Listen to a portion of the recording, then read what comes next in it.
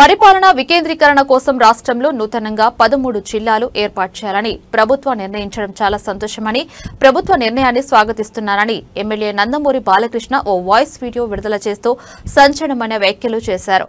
ప్రభుత్వ హామీ మేరకు ప్రతి పార్లమెంట్ కేంద్రాన్ని జిల్లా కేంద్రంగా ఏర్పాటు చేయాలని నిర్ణయించడం చాలా అభినందనీయమన్నారు.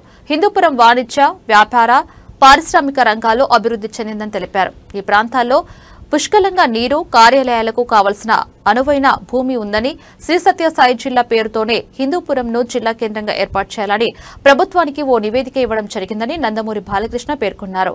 భవిష్యత్తు తరాల వారికి హిందూపురం జిల్లా కేంద్రం ఎంతో అనువుగా ఉంటుందని, ఇందులో రాజకీయం చేయకూడదని ఘాటుగా వ్యాఖ్యానించారు. అందరికీ నమస్కారం. పరిపాలన వికేంద్రీకరణ కోసం రాష్ట్రంలో కొత్తగా 13 జిల్లాలు ఏర్పాటు చేయాలన్న ప్రభుత్వ నిర్ణయాన్ని స్వాగతిస్తున్నాను. హామీ ఇచ్చిన విధంగా ప్రతి పార్లమెంటు కేంద్రంగా జిల్లాలను ఏర్పాటు చేయాలి. అనంతపురం జిల్లాలో హిందూపురం అన్ని రంగాల్లో అభివృద్ధి చెందడమే కాకుండా అటు వ్యాపారపరంగా, వాణిజ్యపరంగా మరియు పారిశ్రామికంగా ఎంతో అభివృద్ధి చెందిన సంగతి అందరికీ తెలిసిందే. కాబట్టి హిందూపురం పార్లమెంటు జిల్లా కేంద్రంగా ప్రకటిస్తూ శ్రీ సత్యసాయి జిల్లాగా నామకరణం చేయాలని ప్రభుత్వానికి విజ్ఞప్తి చేస్తున్నాను.